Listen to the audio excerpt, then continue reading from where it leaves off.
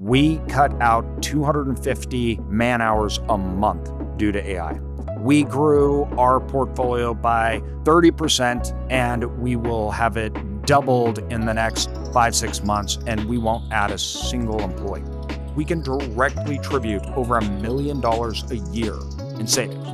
You can be a single owner today, and you have the power of an analyst that is like a $200,000 paid salary person. That is real power for independent operators. It is amazing what we're going to be able to do with this. We're only now limited by our imagination.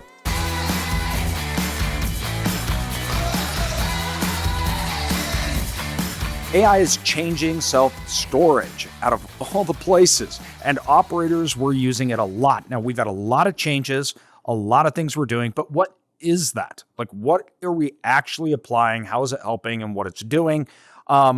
Travis, we've been working on a lot of the stuff I know you have, and that includes everything from operations, finding deals to, we'll even talk about marketing here and what's going on. But I really want to dive deep into like, what are you doing with AI? How's it working? I have our own stats and things we can talk about, but like, what is AI doing for you and how are you using it right now? Well, thanks for having me on, AJ. The wild thing is I have been doing AI for my portfolio for exactly 1 week and 1 day. But I started playing with Claude last week.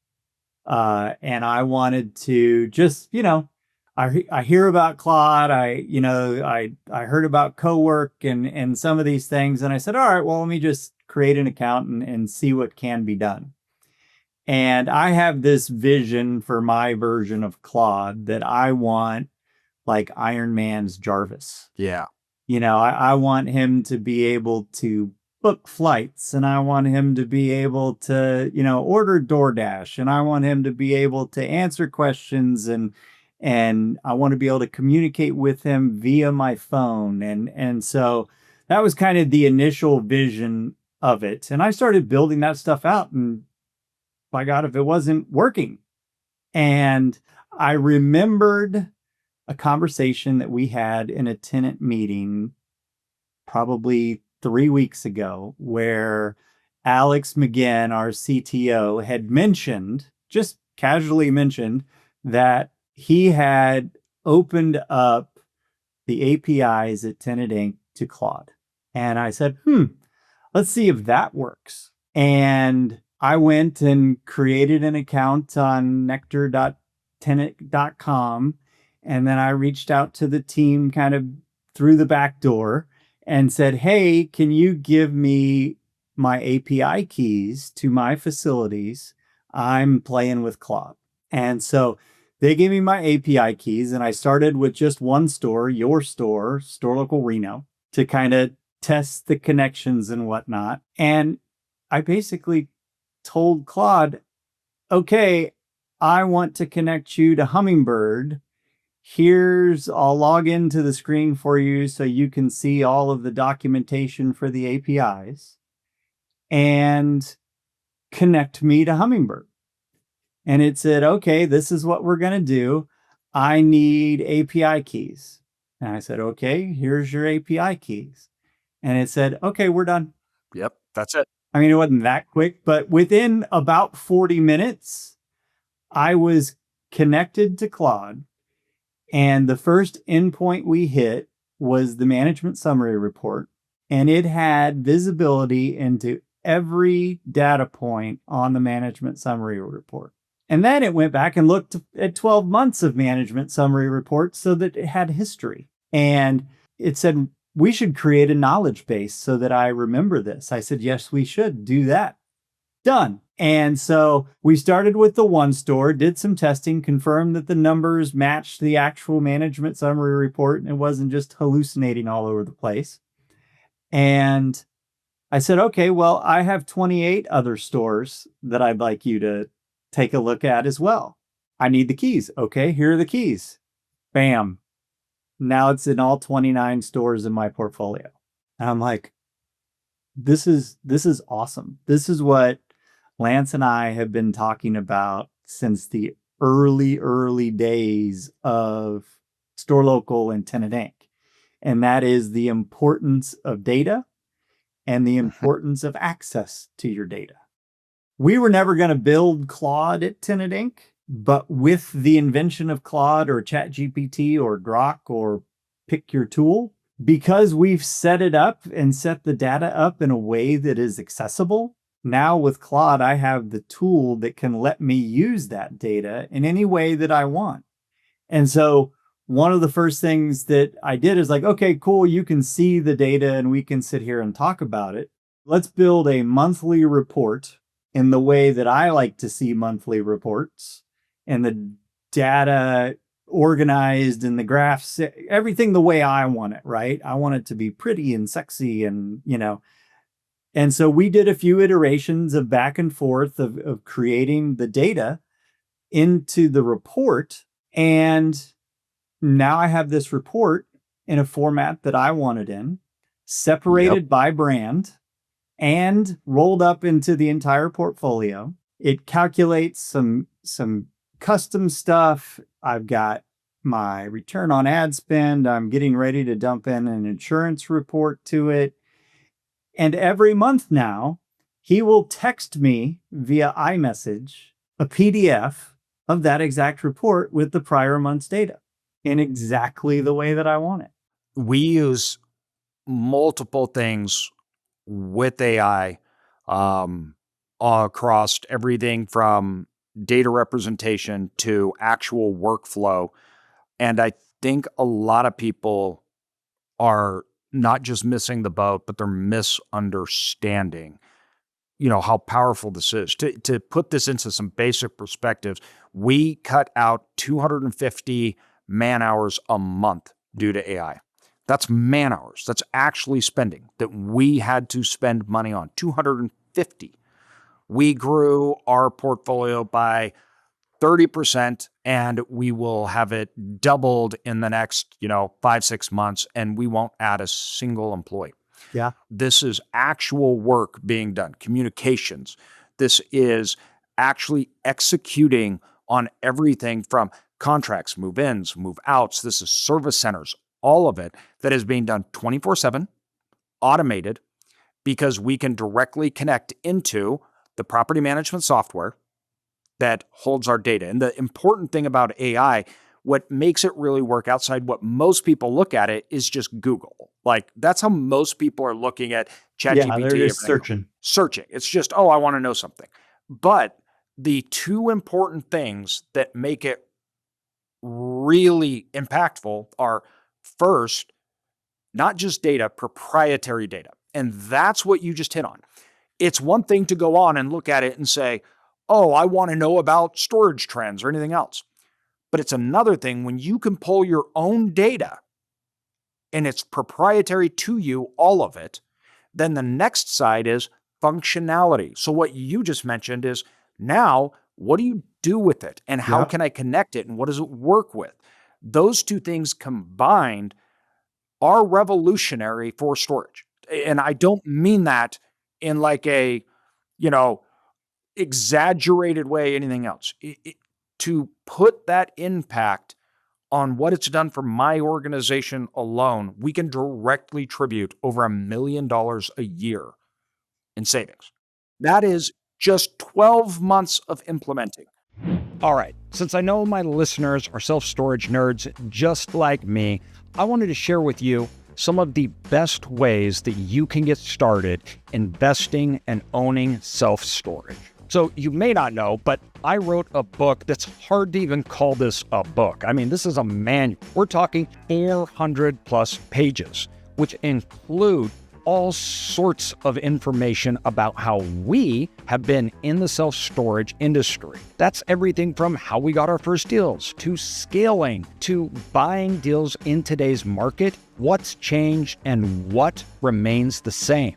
This is an up-to-date book that shows you how the market has changed and how you can win today. This isn't simple, this is how you buy a deal. No, this goes into everything, including how you scale and create a self-storage business. You can get a physical copy, an ebook, or the audiobook. plus free access to bonus content at the end of each chapter. You can get it today. It's available on Amazon and other platforms in which you can follow the link.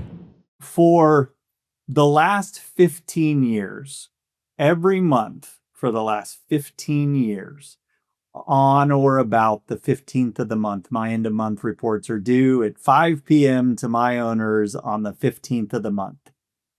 And in order to make that happen, for the last 15 years, I've had the manual process of updating a Google Sheet with move-ins, move-outs, square footage occupancy, unit occupancy, revenue versus budget, expenses versus budget.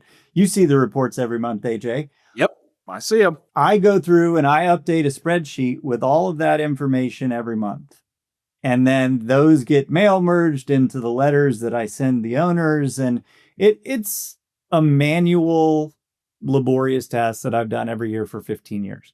That was the next thing I did with Claude, was I was like, hey, look at this sheet, pull the information out of Hummingbird, populate that information on this side, and then I connected him to all of the history of my end of month reports so he could go back and look at them. And then when the next month's reports come out, he reads them and he plugs in that information in the other part of the sheet.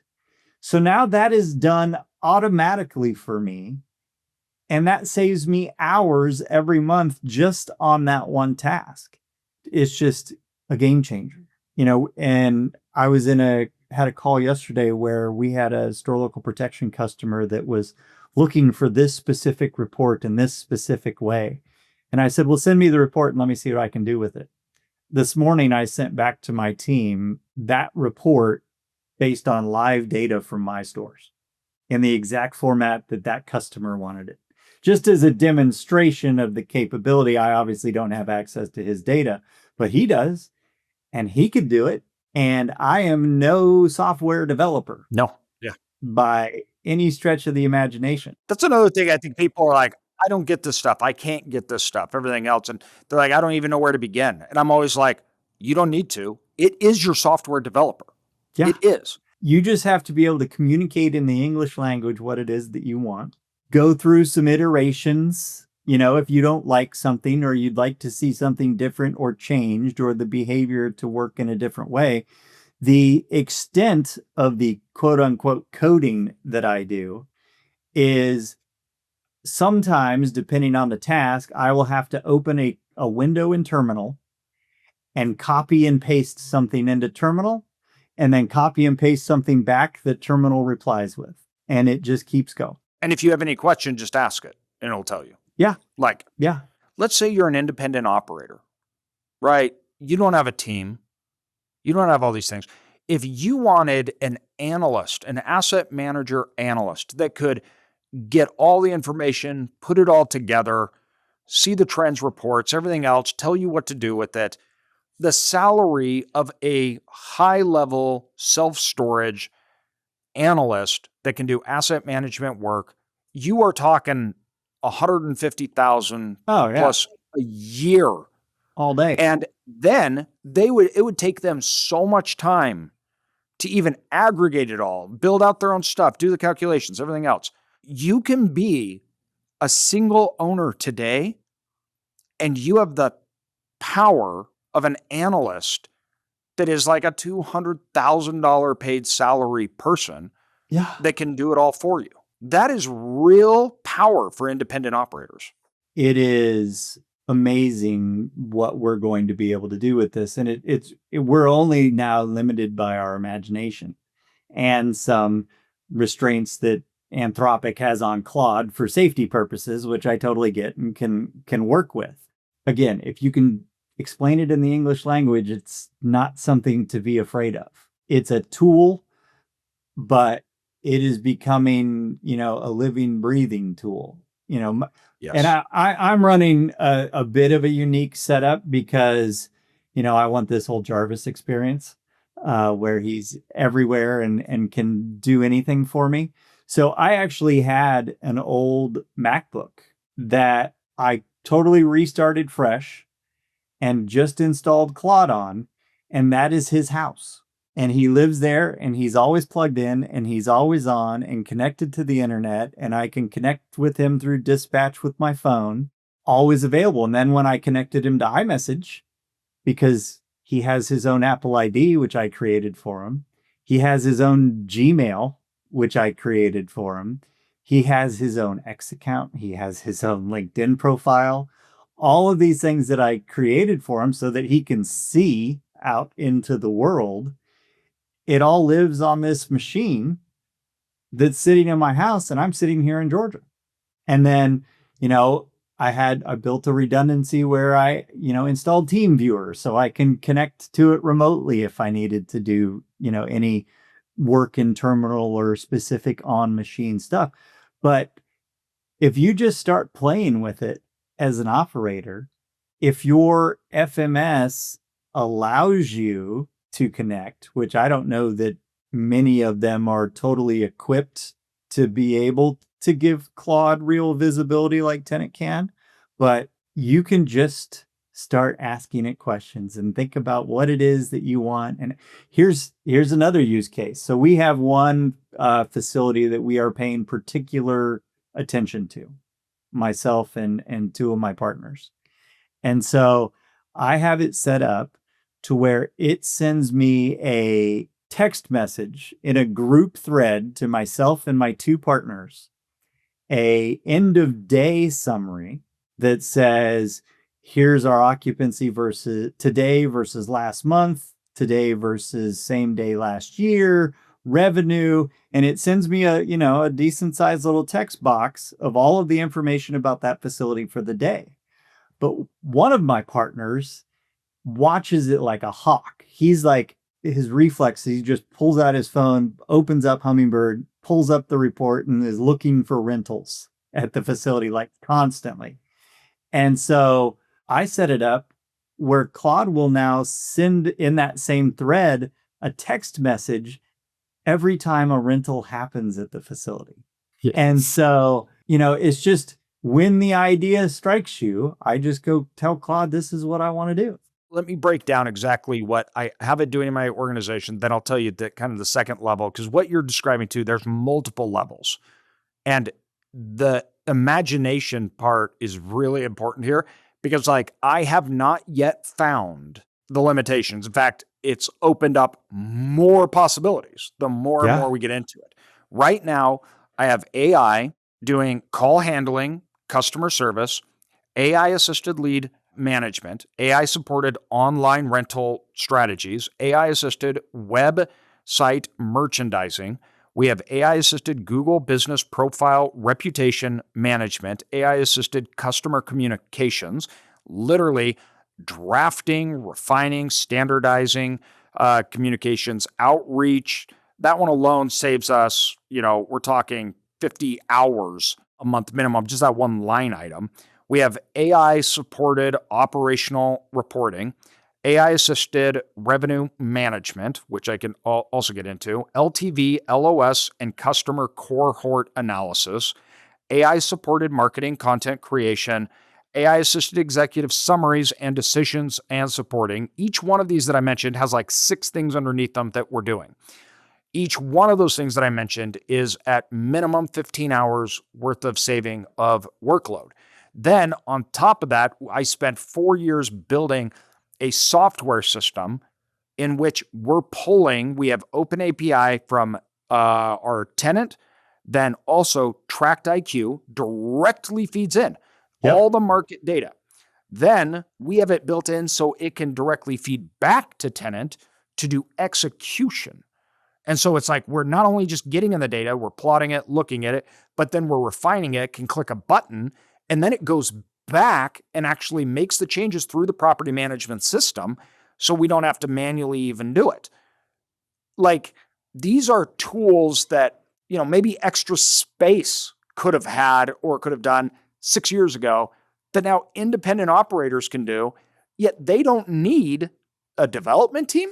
They don't need They need a subscription. They need a subscription. The power to individual operators, the best way that I can put it is you're getting the technology power of, almost extra space 6 years ago, and you own one facility. Yeah. That's wild in such a short amount of time. It is absolutely wild. And so I went and I connected to Tract IQ as well using their new MCP.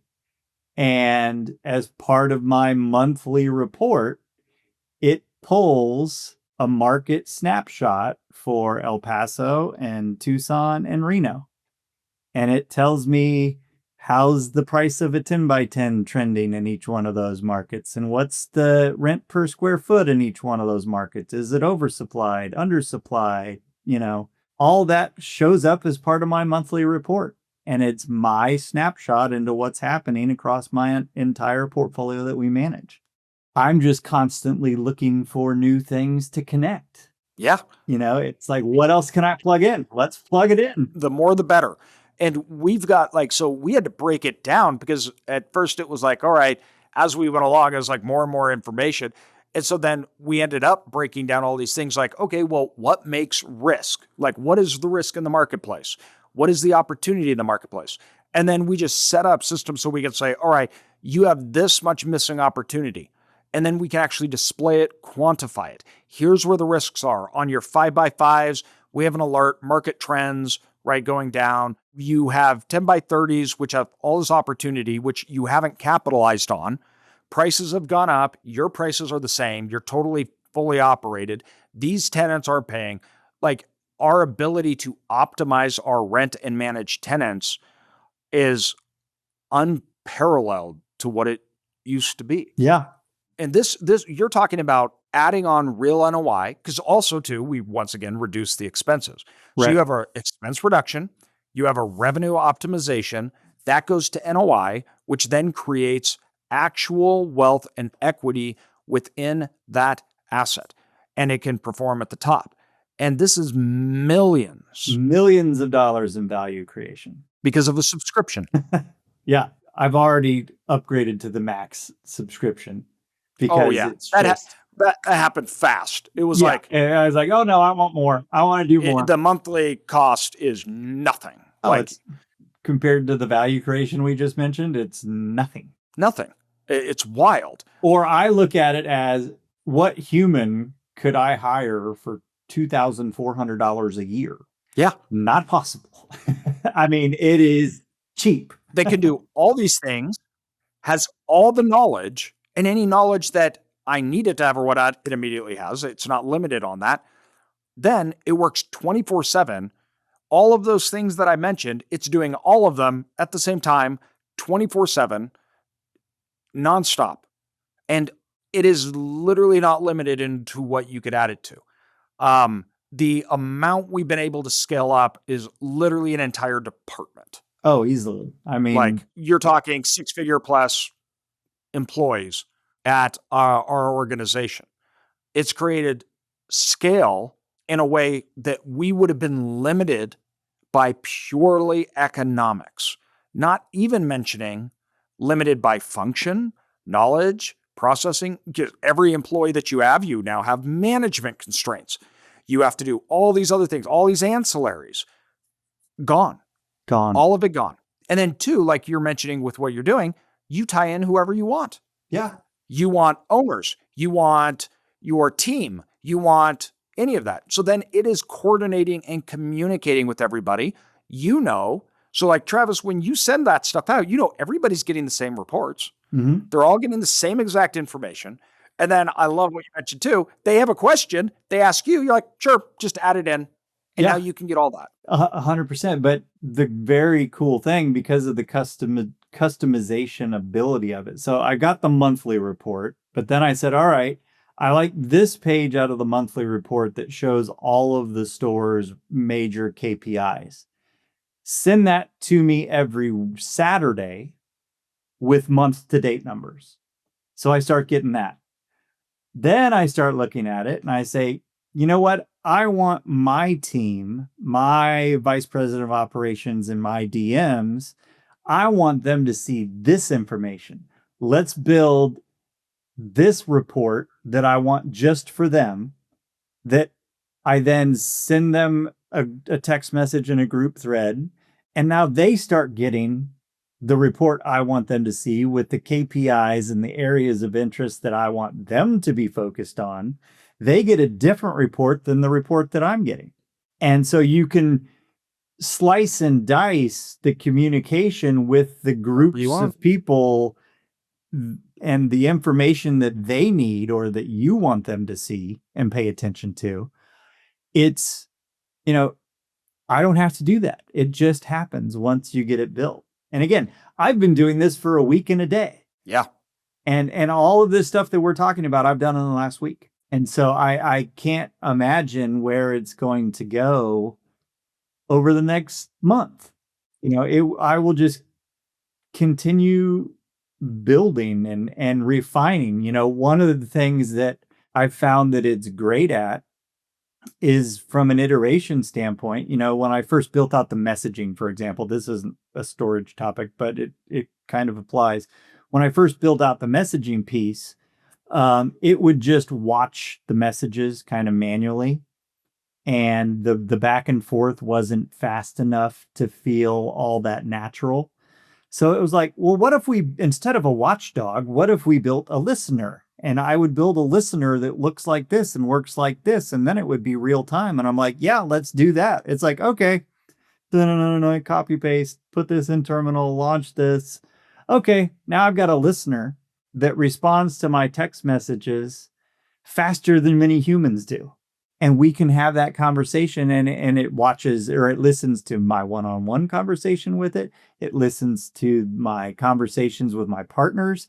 My partners can text back in the thread, and they can ask any question about the portfolio that they want, and it will respond to them and give them the answer. We're in a meeting yesterday morning. It was our capital markets meeting.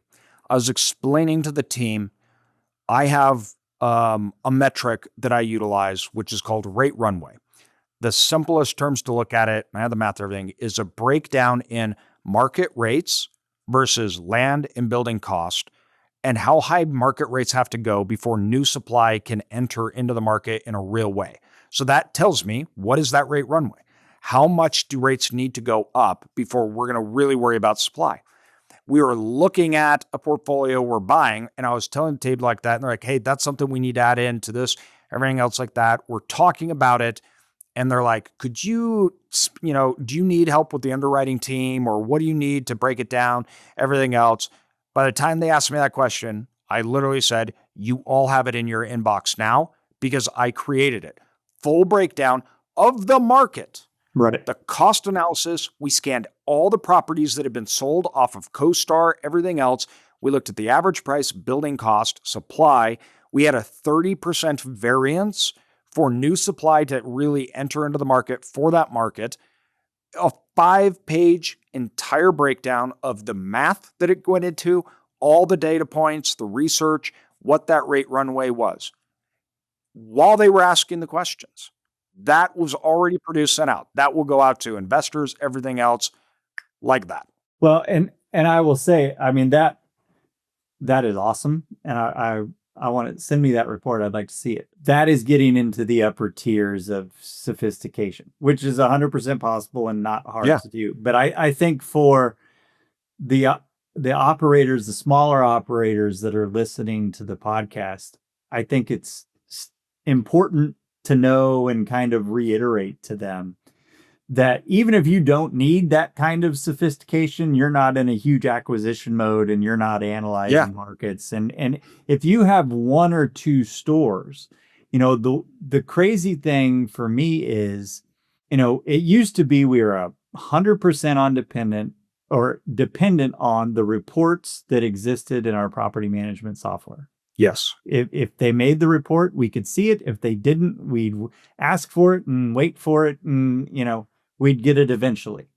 Now, with this data connection, if the data is available and there is an API endpoint for it, you can create any report you want with the columns going up and down and the rows going this way, or you can flip them around the other way, and none of it requires any coding. You just tell it what you want it to look like and you'll get it. And it is just a game changer for this industry. It is. If you are an independent operator, I tell people, if you did simply, like, you're like, well, I'm not even sure where to start. Like, the easiest way to do it is look at your day. And this is the exact process you should use. Look at your day. What do you spend all your time doing? What are the constraints that you feel? I can't do this because I don't know this. So map out basically during your day, what are all the time that you spend during your day doing the most amount of time, and then list what constraints you feel that you have. I'd like to know this. I'd like to do this. I can't do this. Take that, just that alone, put that in to, like, literally, you don't even need to sign up. Just use the free version of it. Put it in, add that in, and say, how can you help me solve these problems? You will have a detailed list of everything to do that can help you solve issues, to look at data, condense workflow, and utilize it so you're moving stuff off your plate, as well as solving problems that you did not think you could solve or even know about before. Yeah. And then if it will ask you, hey, you want to solve these problems, give me this information. Yeah. So then it will tell you what actually information you need to give it. That may be just download your summary report when you're starting out. Like, you don't even need to connect. Download your summary report onto your computer or what you would print off or anything else. Add it, attach it in. Like, you can start that simple. Absolutely. Nothing else. And so I think the other point to clarify, as you mentioned earlier, people are just using AI as kind of search now. And what the real game changer has been is what Claude calls co-work. Yes. Co-work gives Claude the ability to run your computer. It gives it arms, if you will. Before it was ChatGPT and Claude Chat and Grok and all those things, they were just chat. They had no ability to control anything. Well, now with co-work, it can pop open browsers on your machine. It can look at things. You can log into a website and say, here, look at this. And it can then click through the website and drive it on its own. And that is the functionality bridge that has been crossed, that allows for all of this stuff to happen, because it can actually drive your machine, or its own machine in my case. And that has been the real game changer. Chat could, answer questions, and you can do a lot with it, and it could spit out some docs and spreadsheets and different stuff. But the ability to actually drive a machine via co-work, look through files, add files, save files right to your machine. My bot and I share a Dropbox. And if I wanted to see something, I just drop it in the Dropbox and say, look at that. And it goes and opens it up, and, we work on it together. All because it can drive the machine. Yeah. The one important thing too that I do want to mention, and you mentioned this right at the first, and so I don't want to just breeze by because it's really important. What you did for that co-work station is you took a computer which you scraped. So you had it to do nothing except this. Correct. Why that's important is because co-work has access to everything. So, like, when you add that into your computer, everything else, that can be dangerous if it has unfiltered access to everything. And by dangerous, what I mean is it can do things that you may not want it to do. It can break things. It can break things. It can get confused or do things that it's like, that's not part of your functionality. So if you're doing that, what Travis did is the exact thing that you should do. You get a computer, you scrape it, you only put into that computer its logins, access, or data that you want it to have. That's it. Then it doesn't get anything else. It can't do anything else. You've completely isolated it to that. And that's the proper way everybody should do co-work. Don't take your main desktop, which you have everything from personal stuff to emails to all sorts of data, anything else you're doing, add co-work on there and just say, go start doing stuff, because it will. and it will find problems that it wants to solve that maybe you didn't want it to. I think a great way to think about it, and we all call these, the digital assistants or whatever, but if you treat it like a human or an employee and only give it things that you would give an employee to work on. I don't give it access to my inbox. I don't give it access to my calendar. That's my calendar. It has the ability, because it has its own calendar, to create calendar invites and send them to me if I ask it to, and invite And me. you can accept. And I can accept it on my calendar. I don't let him into my calendar, but he can, assist in that process. So yeah, you have to treat it like, I'm not going to hand an employee all of my personal files, right? And my personal finances and all of that stuff. I don't give that to employees. I wouldn't give it to Claude. But you have to kind of run it through that filter.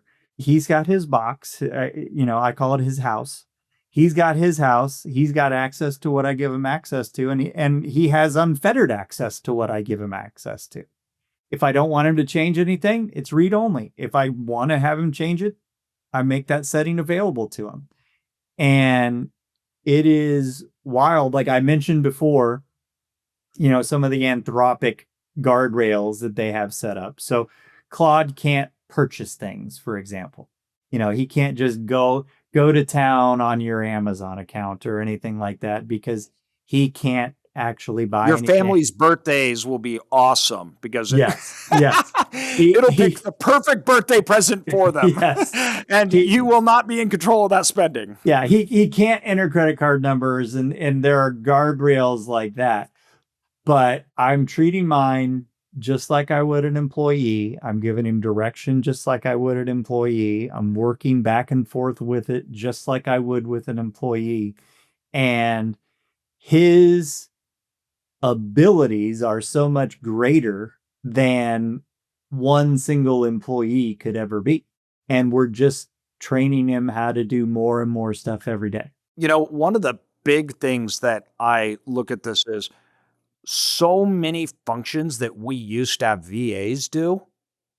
This is just gone. It's taken that out. Like our ability to limit full-time employees need, like actually hiring on, because a lot of this stuff too, we're talking about, everybody, it's not even just worker actions, it's knowledge base. You just can't go hire somebody that doesn't know storage, doesn't know finances, doesn't know, like you have to hire a specialist, and those are expensive. But then you also have all these tasks, which Travis is talking about, right? His like Jarvis, things like that. A lot of that was just VAs. They were part-time people. They were doing all this stuff, which we had to pay and manage, right? That work just gone. Yeah. Like the VAs, we don't need their opposite times. Now this works 24/7, does all of that. Everything. We were hiring in VAs to do everything from data crunching, customer service, all of that kind of stuff. Gone. Just gone. Totally eliminated. That is a huge thing for a lot of independent operators. A lot. Okay. This we could talk about nonstop. Yes. I haven't even gotten into so much of what we're doing and everything else. That is just a never-ending conversation. And I want to hit on the marketing side that we've been discussing. So, Travis, talk to me and tell me about, on that marketing side, understanding that ROI and what you've been doing there. So just in the last 6 weeks, probably, I stepped in and am now overseeing the digital marketing agency at Tenant Inc. And I've been in a lot of conversations with the team there, and I'm a customer of the digital marketing agency at Tenant Inc. as well. And so I have some background in it, and I'm, as an operator, I've had many conversations with many different agencies throughout my career when it comes to SEO and PPC marketing. And one of the areas that has drawn my attention in this new position or additional position, I'll say, is a frustration that I've had as an operator for years. And that is when we're talking with SEO agencies, they like to speak, and I'll be blunt about it, nerd to us. And Yeah. they like to use words like unique visitors and clicks and impressions and all of these KPIs and other SEO things that they're KPIs connecting. that Yep. show up on a Google Analytics page. Yep. Well, that's all well and good. But my question as an operator is, how many units did you rent? Yeah. Because at the end of the day, that's all we care about as operators. Only thing that matters. Just tell me about, I don't even care so much about reservations, because reservations don't pay the bills either. How many units did we rent? And can you prove it? That's the big part, is the can you prove it part. And actual attribution in this industry has been something that we've been chasing for years and years and years.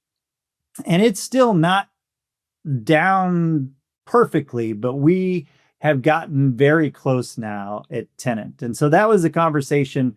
The first couple of conversations I had with the digital marketing team at Tenant was, we need to start speaking the language of the customer and not so much nerd. And so I showed the team how using a management summary report and just a couple perfectly defensible assumptions could lead to a return on ad spend calculation that tells me how my agency is performing for me without touching Google Analytics. Because all of the information is there in the management summary, plus one more data point, which is what's my ad spend. And so I built out a little calculator with Claude's help that I shared with the team that we're now using to calculate return on ad spend for everybody, and use it as our KPI for how we measure our success at the Tenant Digital Marketing Agency.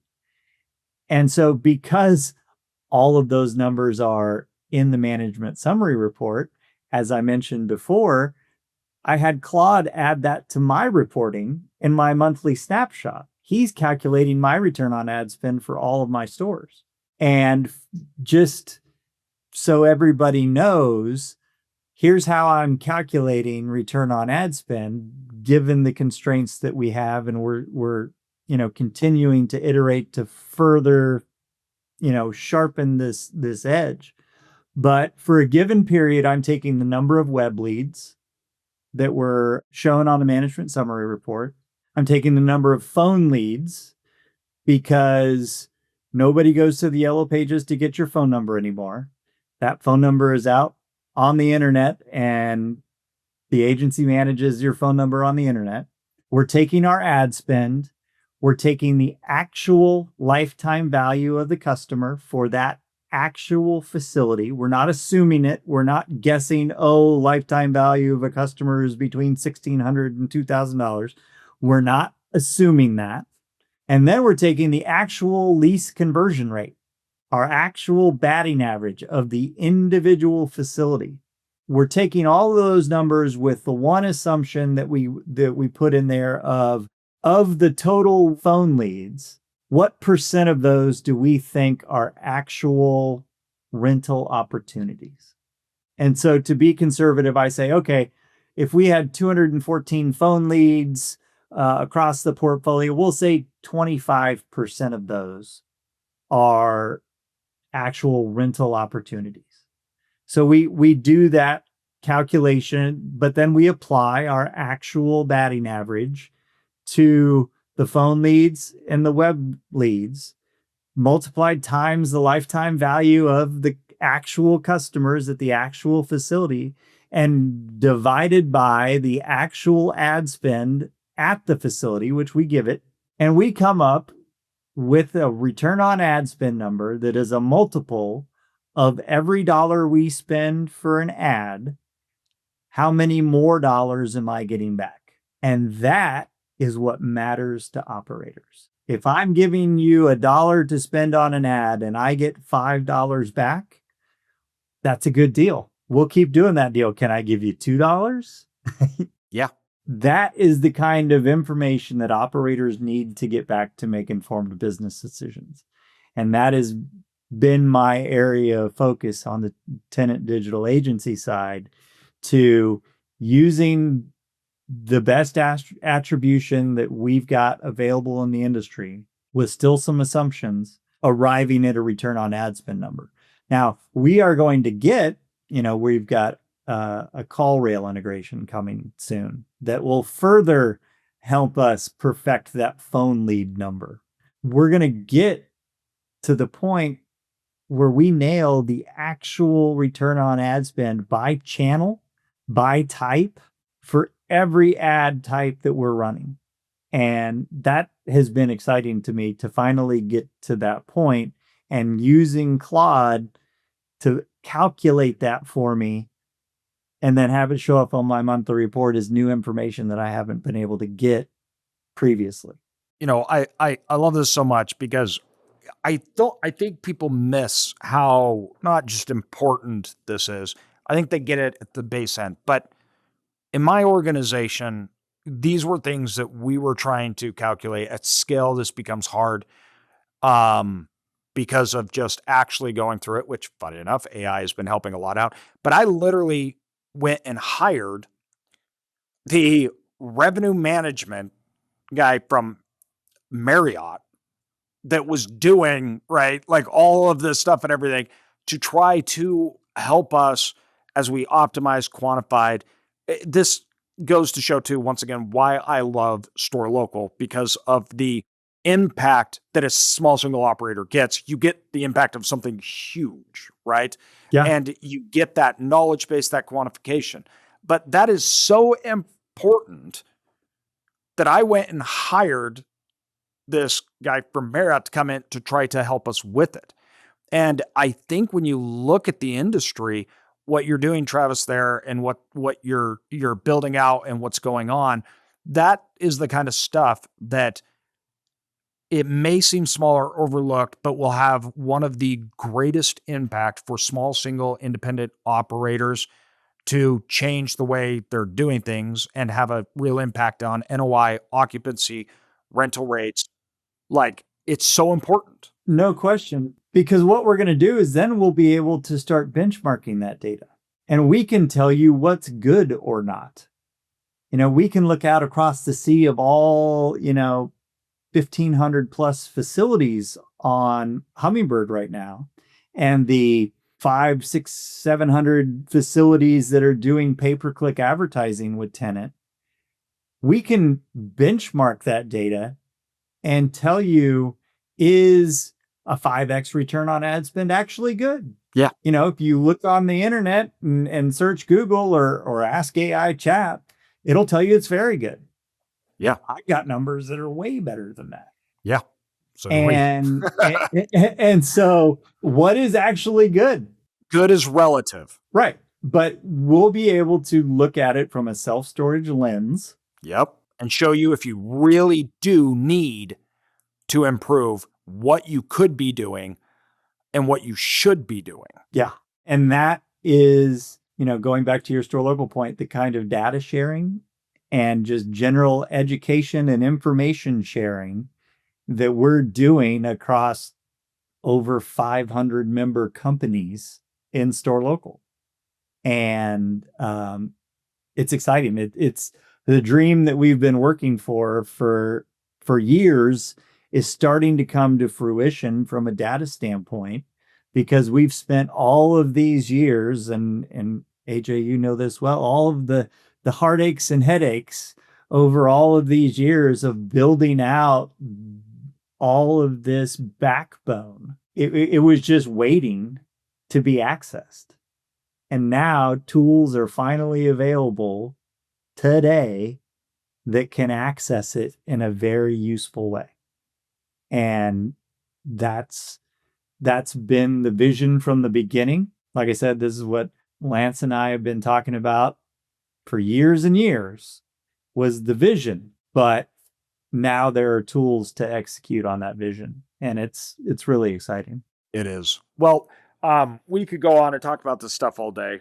We usually do. We could. But this comes back to the thing. We talk about all of these things. The whole point when we were creating Store Local, everything, it's to be with operators, knowledge transfer, as well as tools, leverage, and actionable things, right? That was the big reason we built self-storage income in the community.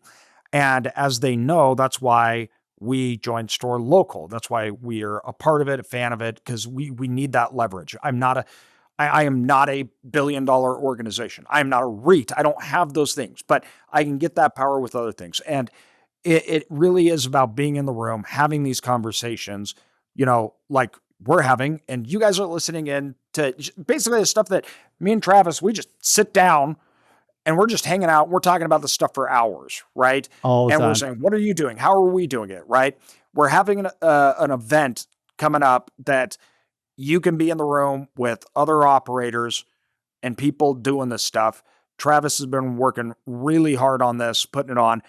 So why don't you tell people real quick about the event, what's going on, so other people can be in the room and really change and grow their business? Yeah. So, if you've ever been to one of our self-storage income events, if your listeners have ever been to one of our self-storage income events, you know that we do really excellent events. I will pat ourselves on the back and just say that out front. Those were more regional sized events, 300 people. We are doing a national trade show and conference in Atlanta, November 4th through the 6th of this year. And we are going big. We always said, if you're going to do a show, you need to do the show. And that's what we're calling it, as you can see here on my shirt. We have over 60 hours of self-storage content, plus 6 keynote speakers, 2 sitting United States congressmen that are also self-storage operators. We've got Scott Jennings straight from CNN the day after midterm elections with the latest scoop on what the next 2 years are going to look like after the results have come in. We've got Chipper Jones. We've got Joe Schoen, CEO of U-Haul, who's always a great conversation, plus 70 other speakers that we have lined up to cover that 60 hours of content. Oh, and we've got 50 roundtable sessions scheduled. It's a lot of roundtables. That's amazing. It is more self-storage content than one human can consume over the 3-day period. And it's not just about the self-storage content. It's about the overall experience of this show. And AJ, you taught me when we were doing the self-storage income live events, the importance of the overall experience. And so on our first night, our opening party is at the Georgia Aquarium. If you've never been to the Georgia Aquarium is awesome, world class. And they have a ballroom there that seats 1,200 people, that along one wall, you've got this huge aquarium with the whale sharks and the giant manta rays and all the little sharks. And then on the other side, you've got a window into another aquarium that is all the beluga whale habitat. And we're throwing a giant party in that room. And then on the second night, for the first time ever, we're doing our Facility of the Year Awards and our Manager of the Year Awards for MSM live in a red carpet, black tie optional, I jokingly call it self-storage prom, Oscar style award ceremony that is going to be a giant party and a great time for everybody. So between all of the content, all of the speakers, the top-notch all-star lineup of self-storage speakers in the industry, including yourself, we've got an amazing event planned. Another thing that, speaking of you being there, the room that you're speaking in, you're going to be in the deal room powered by Tract IQ. Let's go. And the deal room, we're going to be looking at live deals. And we're the program that Tract IQ has put together. It's a little bit like Shark Tank for self-storage. It's actual live deal analysis. We're going to bring in the vendors that are actually going to have live quotes on these deals.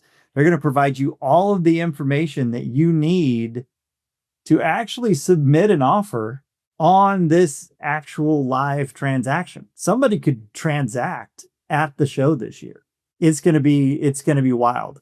We also have the manager's office, which is content specifically for your self-storage facility managers to make them better salespeople, to make them more knowledgeable about their job, and to just improve their overall effectiveness as self-storage managers. We've got so much, man. It's wild. And again, if you've ever attended a Self-Storage Income Live event, you need to come to Atlanta.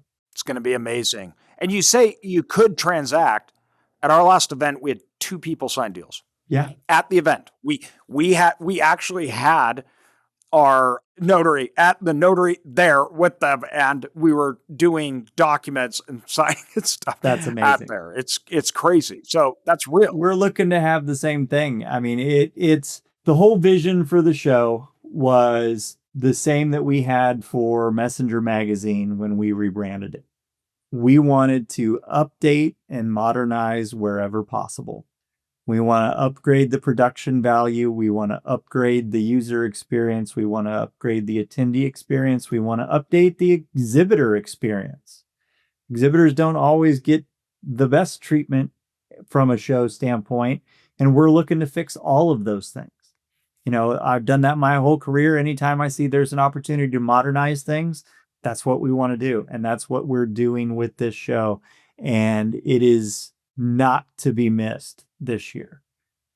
We've got a great hotel space right next to the event space. So there's not mile-long hikes down Vegas corridors like we often have to do. It's all right there, contained. We even went so far I don't know that any other show's done this, but we even did a deal with Delta to give people discounted airfare. And so we're very excited about the program that we're putting on for listeners, for your podcast, and for your self-storage income group. When they register, if they use the affiliate partner code SSI26, they will save $100 off their registration. Let's do it. So I come bearing gifts today. And so we encourage everybody to attend. We are filling up the trade show floor. It's exciting. Don't miss it. I mean, I can't say enough about all the work and effort that we're putting into this. And like I said, if you've been to an SSI Live show, you know the kind of events we do. Imagine what we can do with 5 times as many people. It's going to be amazing. And those underneath here in the description, everything else, guys, you can find those links so you can make sure you're there with us. It's going to be a blast. I'm excited. It's funny. I don't hardly do trade shows anything at all. No. I don't, for years, I haven't. The only ones that I will, really attend anymore are, the store local or ours because of the focus. It's focused on the person. It's focused on, it's not just you go in there and it's just all exhibitors, all outside people. No, it's about the self-storage operators. And I walk away being, I have more opportunity. I know more people. My business is going to be better. I now have strategies, tools. That's what I actually want from events. Well, and that was the goal when we were picking our speaker lineup. We've got an all-star lineup of experts in the industry, and there's a limited number of experts in the industry. The key is working with them to provide new thoughts and content focused on the takeaways that operators can take back with them and implement at their facility on Monday. And we are working with all of our speakers to provide that content for all of our operators. So Again, msmtheshow.com is the website.